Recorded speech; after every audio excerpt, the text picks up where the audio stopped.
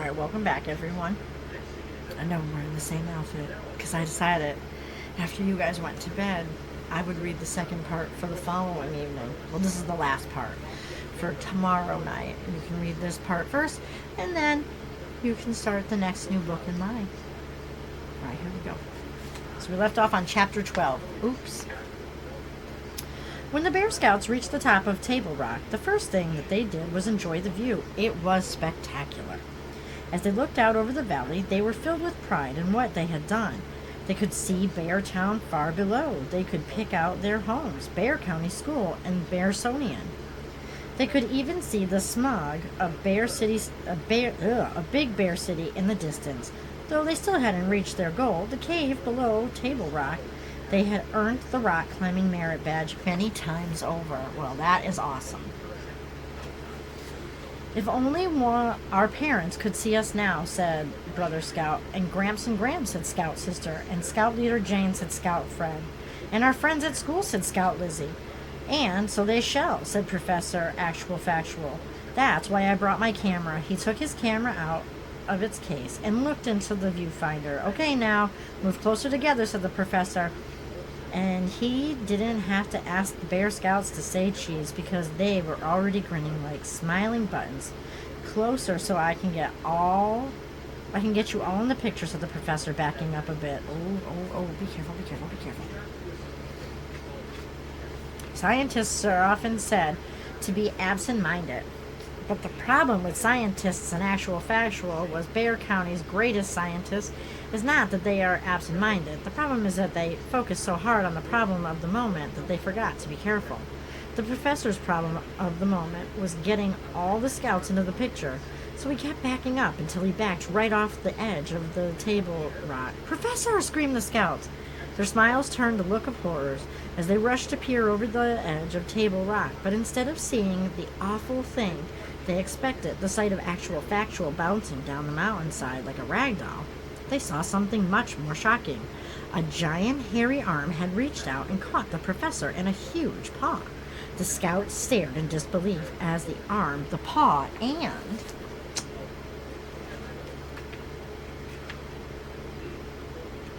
and the professor were pulled back into the cave. As one, the Bear Scouts remembered Grant's prediction. "Big Paw," they said. Chapter 13. A chilling sight. The Bear Scouts were in shock. They wouldn't have been surprised if bits and pieces of the professor had come flying out of the cave. Poor Professor Actual Factual wailed Scout Lizzie. "We have to do something," cried Scout Sister. "Yes," said Scout Fred, "but what?"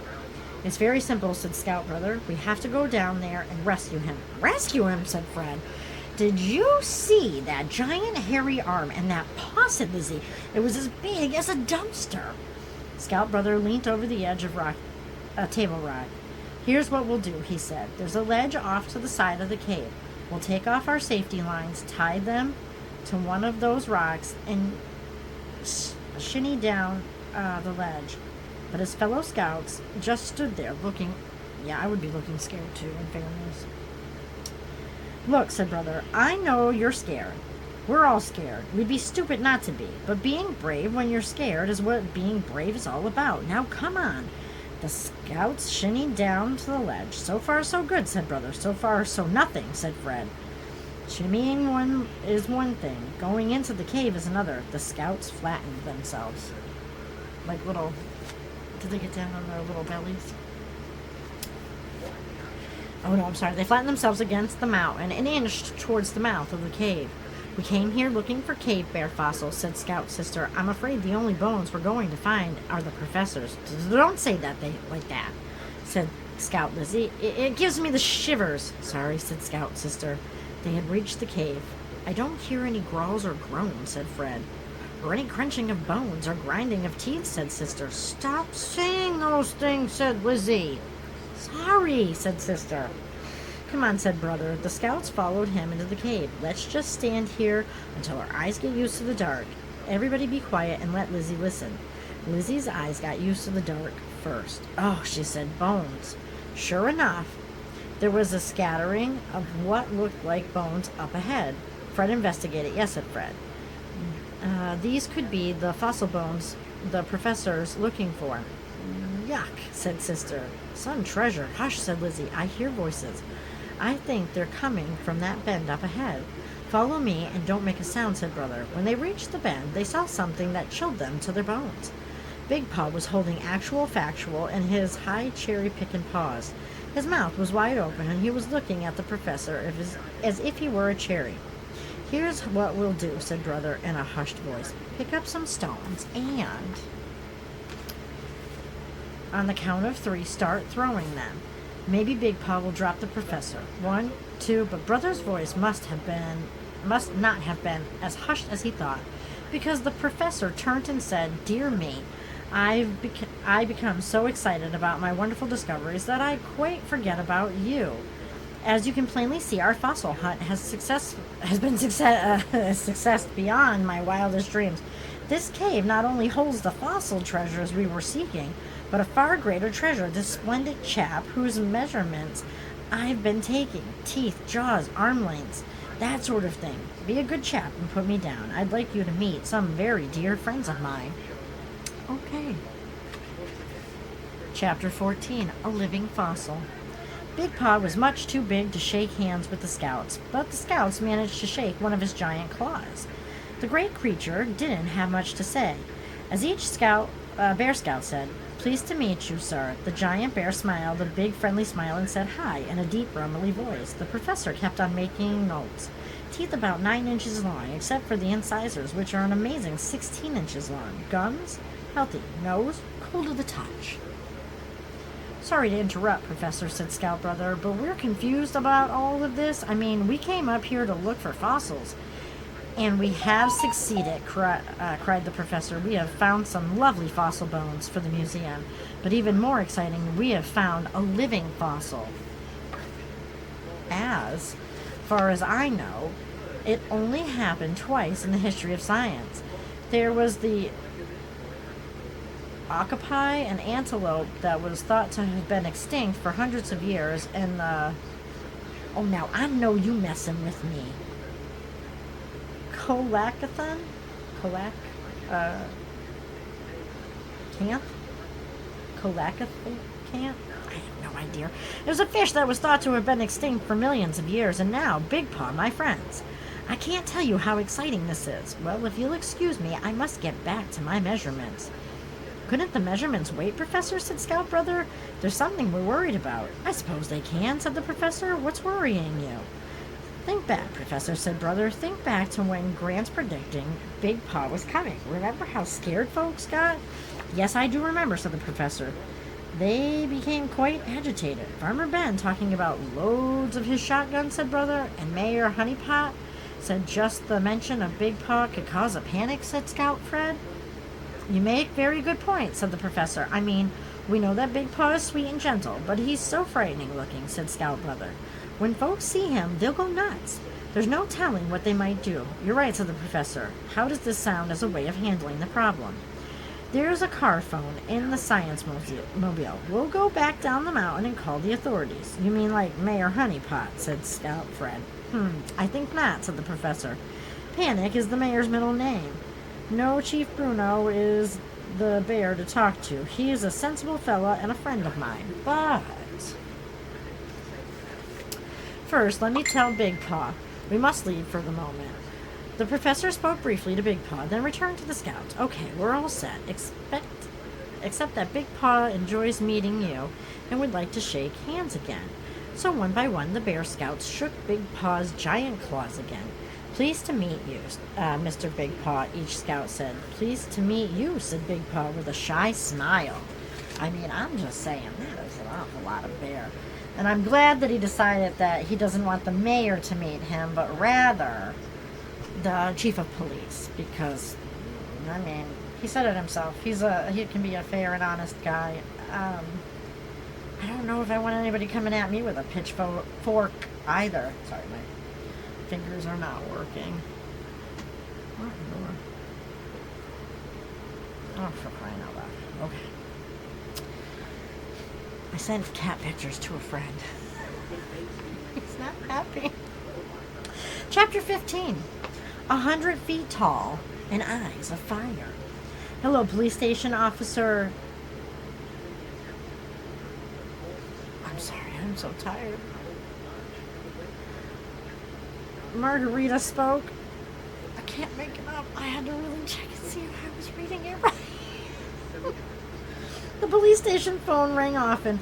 Most of the calls were about such things as barking dogs, noisy neighbors, and fender bender accidents, but Officer Margarita could tell that this call was different. Professor Actual Factual Chief says he needs to talk to you. Something about preventing a panic. The chief took the phone. Chief Bruno.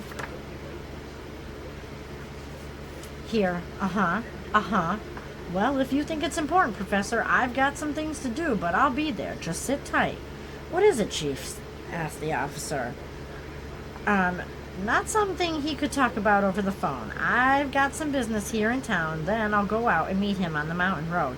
Call me on the radio if you need me. About 2 miles away, Bear County's leading crook, swindler, and treasure seeker was slowly working his way up the face of the Table Rock Mountain. Ralph didn't go in for fancy harnesses and safety lines. He had a simple and direct approach to mountain climbing. He borrowed some tree climbing tools, foot spikes, and climbing hooks while the lumberjacks weren't looking. Oh, come on. His plan was to climb straight up Table Rock Mountain by driving in the spikes, then pulling himself up with the hooks. It was a pretty good plan, and it might have worked if Ralph... Dun, dun, dun. Oh, come on, fingers. Had been in better shape, but he hadn't done any serious climbing since he was a second-story bear back in Big Bear City. He was getting close to his goal. The cave marked X, but it was hard going. He had left a trail of objects all the way down the mountain. The battered brim of his sporty straw hat lay at the foot of the mountain. Its crown was caught on a dwarf pine halfway up. His walking stick had long since clattered down the mountain, frightening the mountain goats. The gold watch he had stolen from a favorite uncle.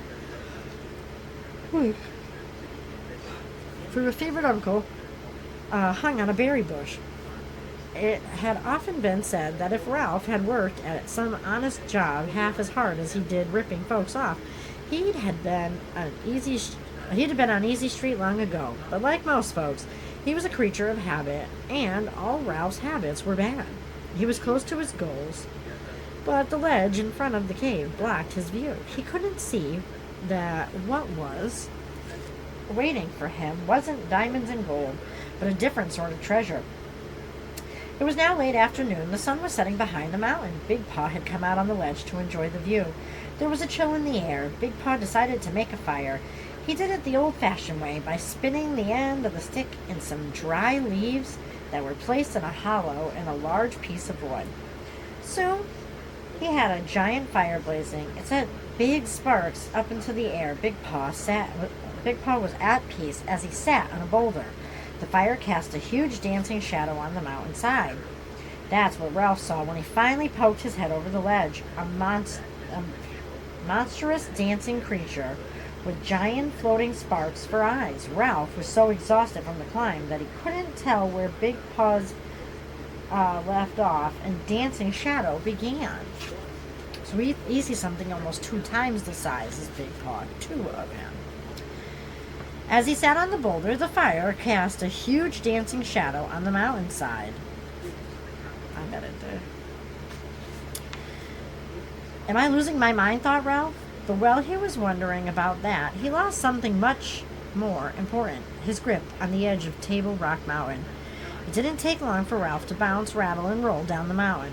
By the time he reached the bottom, he looked like the loser in a very one-sided fight. What was left of his clothes was in shreds. What was left of his underwear was in shreds. But did Ralph lie there feeling sorry for himself? Well, he did for a minute. But as he lay there in a heap, one thought filled his mind. I've got to warn the others. He leaped up and... he shrieked to town. He broke all records for the 2-minute mile. A Big Paw! Big Paw! He screamed as he ran through the town. Ralph was a sight. He looked like he had been chewed up and spit out. A crowd gathered. That is one heck of a way. The crowd became a mob. Shotguns were loaded. Old cannons were dragged down from the post office steps. Torches were lit. Soldiers of the Green Bear War got their uniforms out of mothballs. Swords were drawn. Pants were split. The cry, "We've got to get him before he gets us," went up. The torch-bearing, gun-toting, cannon-dragging mob poured out of town and raced towards Table Rock Mountain. I mean, Professor Actual Factual wasn't wrong. Chapter 16. A Surging Mob. "They say seeing is believing," said Chief Bruno. "But even seeing Big Paw, it's hard to believe what I see." The chief had met Actual Factual and the Bear Scouts on Mountain Road. He could see Big Paw up on his ledge far from where they were standing. The chief's car and the science mobile were parked side by side. "From what you're telling me, this Big Paw, and he sure is big, saved the professor's life," said Chief Bruno. "He sure did," said Scout Sister. "Scout's honor," said Scout Brother. "You did right to call me," said the chief. The news of Big Paw could cause a panic. The police car radio began to crackle. "Wait a minute, Officer Margarita is trying to reach me." The chief hurried over to his car. "Look, Professor," said Scout Lizzie, "something is happening in Beartown. Some kind of crowd, and they're headed this way. I really can't make anything out at that distance," said the professor. "I should have brought my field glasses." "No need for field glasses, Professor," said Scout Brother. "Lizzie has super eyesight. If she can see something, you can be sure she sees it." The chief came back. He had finished talking to the radio and looked very worried. That was the officer. I'm afraid that what we were worried about has happened." "Oh, no." "A mob has formed, and they're headed this way. She says they're armed. They've got cannons, shotguns, clubs, pitchforks, every sort of weapon they could lay their hands on." The professor pointed towards Beartown. The mob was closer now. They could be seen clearly in the light of the torches they carried. The chief looked through the field glasses he had brought from the police car. "Good grief," he said. "There's the mayor. He's got his old Bear War uniform on, and he's wearing a rusty sword." Oh, my God. Why?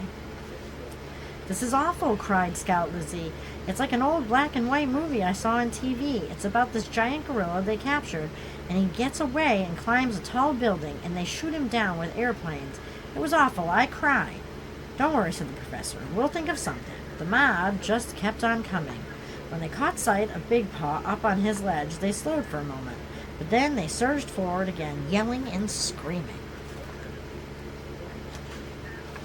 Of course, Big Paw could see the mob as well as they could see him. Well, he was a simple fella. It didn't take him long to figure out that folks with guns and clubs and cannons weren't exactly friendly. He looked around for some way of defending himself. "Look," shouted Scout Fred. "Big Paw's picking up a huge boulder." "Can't say I blame him," said the chief. "Chief," said the professor, "do you think those old cannons can reach Big Paw?" "Sure," said the chief. "If they don't blow up in the cannoner's face." "Oh dear, oh dear, oh dear," cried Scout Lizzie. In the excitement, nobody noticed that Scout Brother and Sister had left. They had gotten something out of the police car and were sneaking up the mountain towards Big Paw. "How about shooting your pistols into the air?" said Actual Factual. "Perhaps that would stop them." "Too risky," said the chief. "They're more than likely shoot back." "Look," said Scout Fred. "Big Paw's putting down the boulder." "Oh, my goodness," cried the professor. "That's just because he's got a much better idea." Big Paw had reached up and taken a hold of the edge of the table rock. "Good grief," cried the chief. "He's strong enough to send Table Rock crashing down the mountain. It'll crash the entire mob." "Look," cried Scout Fred. "They're loading the cannons."